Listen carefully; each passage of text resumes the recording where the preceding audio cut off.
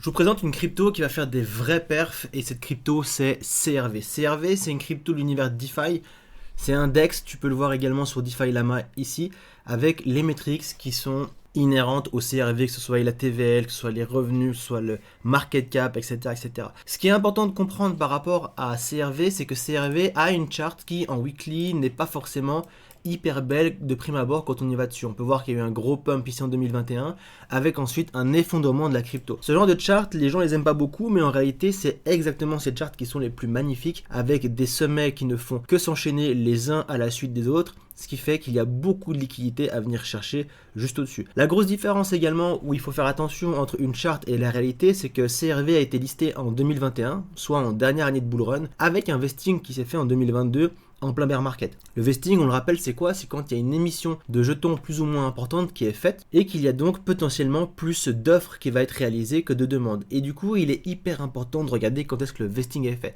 Est-ce que le vesting est fait en plein bull run? Si c'est le cas, c'est pas très grave parce que généralement on a beaucoup plus de pression acheteuse et du coup les volumes de vente sont largement absorbés. Ou alors est-ce que le vesting se fait en bear market, là où on sait que justement les actifs à risque prennent très cher parce que les gros investisseurs comme les plus petits ont peur, ils savent que la macro n'est plus propice pour ce type d'actifs et ils vendent. Et si c'est le cas, vous aurez des charts comme ça avec des actifs qui ont un fondamental extrêmement bon, des données financières également qui peuvent être très bonnes, mais une charte dégueulasse parce qu'il y a déjà de la pression vendeuse et il y a un vesting qui se fait en plus de cela. C'est pour ça qu'il faut toujours venir ici sur ce champ de graphique, vous armer d'un site qui peut vous comparer le prix au market cap, comme le site Dropstab par exemple, et de comparer le prix au market cap. Et ce qu'on peut voir, c'est que les deux n'ont pas du tout la même allure. On a à l'heure actuelle un market cap d'environ 1,4 milliard sur CRV, un market cap qui est quasiment le même que celui qu'on avait ici le 21 janvier 2021. Alors que quand on va au 21 janvier 2021, on peut voir qu'on était ici, on était à un prix de 2,10$, soit plus de 2 fois la valeur du CRV aujourd'hui. On a donc un market cap qui a grossi à travers le temps et on a surtout un market cap qui ne fait que grossir. Si on regarde depuis 2021, on est arrivé à un bottom en termes de market cap en juin 2022. Alors que tu peux le voir ici, juin 2022, on a continué à aller de plus en plus bas parce qu'il y avait justement trop de vesting. Le prix a été plus bas. Par contre, le market cap, lui, s'est maintenu. Tu peux voir, on a fait le bottom ici. Et depuis, on ne fait qu'enchaîner une tendance haussière par rapport au market cap. On fait des hauts de plus en plus hauts et des bas de plus en plus hauts également. Aujourd'hui, l'actif est totalement libéré, le vesting est terminé et du coup, on sait que cette pression baissière qu'il y avait durant le bear market ne sera plus d'actualité aujourd'hui. Et c'est quand justement ce genre de choses se manifeste qu'on peut s'intéresser à un actif qui est très bon et qui avait malheureusement un vesting durant le bear market. Et ce qui se passe si on regarde en weekly, c'est que la chart est magnifique. On a eu effectivement cette explosion haussière à cause de 2021 et du listing en plein bull run. On a ensuite eu le bear market inhérent à chaque actif à risque qui était sur le marché avec un retracement qui s'est fait de moins en moins profondément et surtout avec une structure que j'aime beaucoup, un biseau descendant. Le biseau descendant, on l'a premièrement eu ici durant une très longue période sur CRV avec justement des bas qui baissaient mais de moins en moins vite que les hauts ne baissaient. Ça donne un triangle de compression comme ça à la baisse et ça c'est une figure chartiste des liquidités que j'aime beaucoup parce que justement c'est un principe des liquidités. On a de la liquidité au-dessus de tous les sommets qui sont accumulés. Donc à partir d'ici on avait de la liquidité ici, encore là et une fois qu'on dépassait ce sommet là on en avait ici. À l'inverse, de la liquidité ne s'accumulait plus du tout plus bas. Pourquoi? Parce qu'on venait chasser des plus bas. On est venu chasser un plus bas ici, donc la liquidité a été prise une première fois. On est venu chasser une deuxième fois ici, la liquidité a été prise. Une troisième fois juste ici. Donc il y avait un essoufflement majeur de la liquidité plus bas, alors que la liquidité au sud, elle, était encore en forte accumulation. Et c'est pour ça que l'année dernière, déjà, j'avais donné au groupe privé un call sur CRV, où on l'a acheté plus ou moins au niveau des 33 centimes, et on a vendu ici aux alentours des 1,15, 1,20, avec un joli x3, x4 à la clé.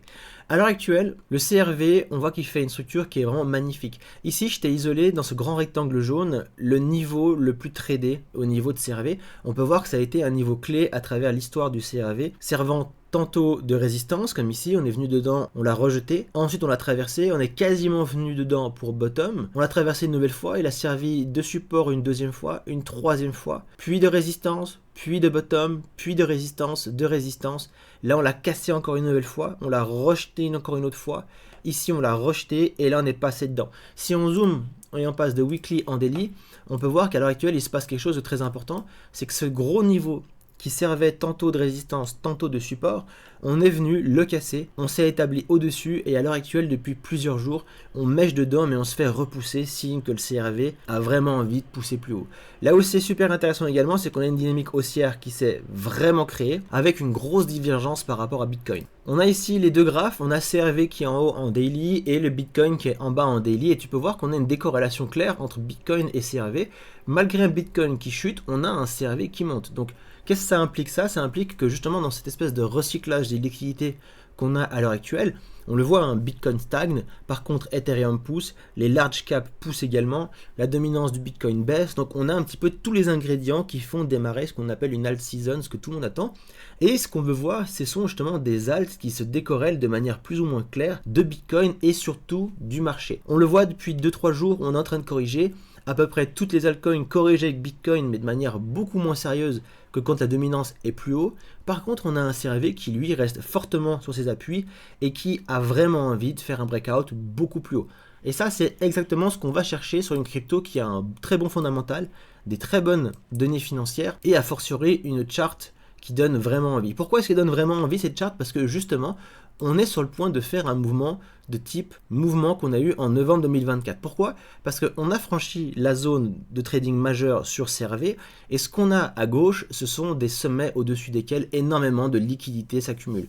On en a ici, ici, ici, ici, ici, ici.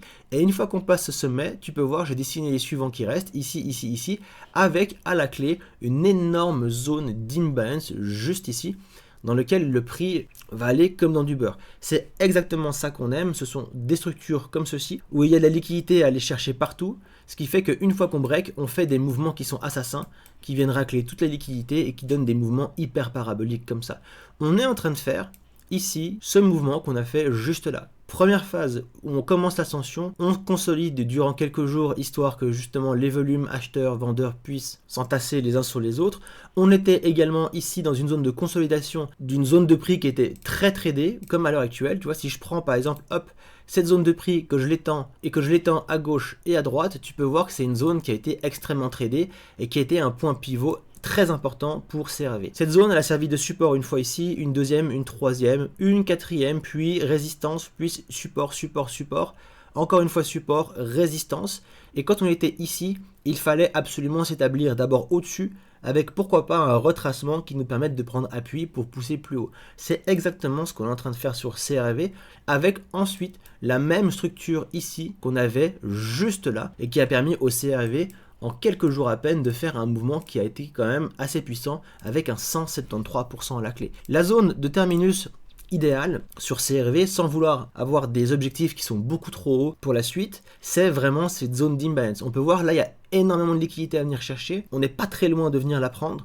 On a un mouvement qui est très puissant alors que Bitcoin corrige, et ça c'est la première zone dans laquelle le CRV va aller se ranger de manière plus ou moins évidente, qui laisse quand même de l'upside avec environ 77% de rendement si jamais on vient terminer à la moitié de la zone d'imbalance. Généralement on vient gratter jusqu'à la zone du breaker juste ici aux environs des 1,90, 1,92, ce qui ferait un 87% sur CRV. Cette crypto-là, je ne vous la mentionne pas pour rien parce que c'est une crypto que j'ai donnée à mon groupe privé sur laquelle on est positionné depuis quelques jours maintenant aux alentours des 0,65 centimes. Ça, je te le montre, la preuve, elle en est juste ici. C'est un extrait du salon Discord, tu peux voir derrière, il y a encore les petites emojis du tableau, avec les positions qui ont été données pour le groupe privé, où tu vois que CRV, on l'a depuis début juin environ, et qu'on l'a accumulé entre un niveau des 0,6 et 0,7 $. Le prix de revente, on a le même que celui que je viens d'énoncer, 1,90 $. Donc les cryptos que je te mettrai de temps en temps ici sur YouTube, malheureusement, évidemment, je te les mets beaucoup plus tard que le groupe privé, parce que le groupe privé paye pour avoir un avantage, et cet avantage c'est de pouvoir rentrer très early sur des cryptos de ce style là. On est à l'heure actuelle déjà en profit sur CRV nous d'environ 56%, donc c'est pas rien non plus, mais c'est vraiment ces zones qu'on va targeter. À la question de savoir est-ce que toi qui regarde la vidéo tu peux encore rentrer sur le CRV, oui tu peux encore rentrer. En groupe privé, j'ai dit que non parce qu'on était positionné depuis très bas et le but c'est pas d'avoir un PMA qui monte. Un PMA c'est quoi? C'est un prix moyen d'achat. Le but c'est pas de se rapprocher un petit peu, mais on est en train de faire clairement la même structure avec cette force du CRV qu'on voit maintenant. Tu peux regarder à peu près toutes les cryptos de ton portfolio et je crois qu'aujourd'hui il n'y en a aucune, même depuis quelques jours, qui a justement ce momentum hyper haussier avec une charte qui va venir justement faire en sorte qu'on aura un mouvement ascensionnel très rapide sur CRV pour arriver dans cette grosse zone d'imbalance. Au niveau des liquidations sur CRV, ce qui est assez intéressant, c'est qu'il y a non seulement des liquidations plus bas, mais il y a aussi tous ces clusters ici plus haut. Et ce qui est super intéressant, c'est qu'on voit vraiment le momentum très haussier du CRV où on s'est arrêté vraiment juste avant le gros cluster qu'il y avait entre les 90 centimes et les 88 centimes. On s'arrête juste avant, on repart dans l'autre sens et on va gratter tout ce qu'il y a au-dessus. Et ça, c'est vraiment distinctif d'une crypto qui a un momentum extrêmement fort. Elle ne va pas prendre tous ces clusters de liquidité plus bas, elle continue de pousser et de pousser encore. Donc ça, c'est super intéressant. Ce qui est d'autant plus intéressant, c'est qu'on le sait, les cryptos bougent en tandem avec Bitcoin. Et quand on a une crypto qui se décorrèle et qui monte alors que Bitcoin baisse, vous pouvez être sûr qu'une fois que Bitcoin remonte, ces cryptos vont remonter également beaucoup plus fort. Et ce qui se passe, c'est qu'on voit que sur Bitcoin, on a un petit cluster ici qui est assez léger en 3 mois, à venir chercher jusqu'aux 113 000 $ environ, qui viendrait combler non seulement le gap sur le CME, mais également combler une imbalance sur le prix. Mais on voit clairement que les gros clusters se dessinent beaucoup plus haut, jusqu'aux 131 000 $. À l'heure actuelle, ce type de mouvement permet aux gens de switcher, c'est-à-dire passer d'une phase de FOMO à une phase de peur, à savoir on va retourner dans des mouvements hyper comme ça, où les cryptos vont vraiment corriger, de la peur s'installe, ça permet également au Fear and Greed Index de baisser un petit peu, ça permet aux gens d'enclencher des shorts et à l'heure actuelle de prendre des positions qui sont contre la tendance qui est haussière et qui le reste, on le rappelle. Et donc une fois que Bitcoin va gentiment terminer sa correction et va repartir, le CRV va partir beaucoup plus vite. Donc on va gentiment regarder ce qui se passe, mais à l'heure actuelle, il y a vraiment tout qui nous permet de dire que le CRV va au moins venir se ranger ici dans la zone des 1,90. On le rappelle, même à partir d'ici, ça fait encore un 80%. Les gars, rappelez-vous, c'est énorme. Hein. C'est énorme. 80%, c'est huge. Nous, on est sur le marché crypto. Donc, dans le marché crypto, on est totalement à côté de la plaque. Ce que je veux dire par là, c'est qu'il ne faut pas oublier quelque chose. Les meilleurs fonds d'investissement au monde, considérés comme les boss des boss, font environ 20 à 30% par année. Les meilleurs, l'élite, c'est-à-dire le 1% des fonds d'investissement. 20 à 30% par année. Là, je vous parle d'une crypto qui, dans les semaines à venir, va clairement faire, et je mets ma main à couper et c'est pour ça que je l'ai donné au groupe privé, va clairement faire du 80%, du 87%. Sur le groupe privé, on est déjà, je vous l'ai dit, on est déjà sur du 57% environ. Donc c'est énorme. Ce sont des ratios qui sont énormes et il faut rester et garder les pieds sur terre. Ça c'est quelque chose, vraiment, je vous motive à le faire. Ne vous faites pas polluer l'esprit par les storytelling de gens sur Twitter, sur Instagram, du seul mec sur 1 milliard qui a fait 1000% sur un même coin ou autre. Les gars, ça c'est déconnecté de la réalité. Ce qu'on sait, c'est qu'à l'heure actuelle, si vous venez à l'aveugle et vous misez sur le S&P, vous ferez à peu près 15 à 20% de rendement par année. La majorité des fonds d'investissement considérés comme professionnels sous-performent cette performance à l'année. Donc quand on vous parle d'une crypto qui va faire 80% sur quelques semaines, saisissez votre chance. Saisissez votre chance, n'allez pas chercher la micro-cap pour espérer faire un x50, l'espoir n'a pas sa place. On prend des données qui sont tangibles, on rentre sur des cryptos et on ne rentre pas sur des cryptos pour 4 ans, on prend appui sur les phases haussières et surtout on prend des gains. Je vois des gens qui restent sur des positions durant 2 ans, 3 ans, qui sont à plus 300% théoriques et qui se prennent après les méga corrections qui n'ont pas vendu et qui repassent de plus 300% à 0% ou à plus 20%. C'est pas ce qu'il faut faire, c'est pas agir de manière professionnelle. On prend des positions, généralement pour un trimestre. Pourquoi un trimestre? Ça, je peux pas vous le dire parce que c'est réservé aux groupes privés, mais généralement pour un trimestre. Et on prend appui sur ces gros mouvements-là, on prend appui sur les grosses corrections, on reprend les positions, etc., etc. Et on fait ce qu'on appelle des intérêts composés. Sur CRV, c'est déjà la deuxième fois qu'on le fait. On a pris ce mouvement-là, je vous l'ai expliqué l'année dernière. On a fait un x3 sur CRV, c'était super. On reprend appui ici sur CRV, on est déjà à un 50%, mais à un 50% de bénéfices, en réinvestissant des bénéfices qui ont été faits avant, votre capital croît de manière exponentielle. C'est ça, les intérêts composés. Donc réfléchissez, faites ça de manière intelligente et on se revoit dans quelques jours, quelques semaines pour faire le débrief sur CRV et voir ce qui sera passé. Moi, je vais arrêter là pour aujourd'hui. J'espère que vous avez apprécié la vidéo. Partagez avec vos potes, commentez, likez, abonnez-vous à la chaîne parce que des cryptos comme ça, j'en mettrai quelques-unes de temps en temps. C'est à trade. Bonne journée. Bye bye.